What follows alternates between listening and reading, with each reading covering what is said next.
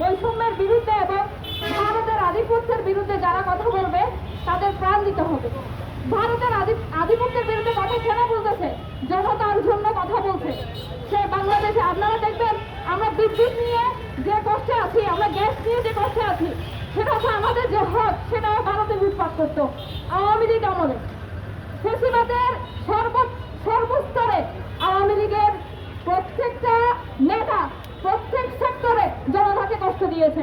আপনারা দেখেছিলেন আমাদের বাংলাদেশে যে পণ্যের দাম, আমরা অভ্যুত্থানের আগে আপনারা দেখেছেন আলু থেকে কাঁচামরিচের দাম সবগুলোই বেশি ছিল। কেন ছিল? শুধু ভারতে আধিপত্য তারা বাস্তবায়ন করার ক্ষেত্রে যে সিন্ডিকেট, সেই সিন্ডিকেটের বিরুদ্ধে জুলাইয়ের আন্দোলনের সম্মুখীন সারির নেতৃবৃন্দরা কথা বলেন। আমরা দেশ এবং দশের জন্য কথা বলছি। আমরা ব্যক্তি স্বার্থে নিজের স্বার্থে আন্দোলনে আসি নাই। আমরা আজও রাজপথে আছি আপনাদের জন্য। আমরা সেই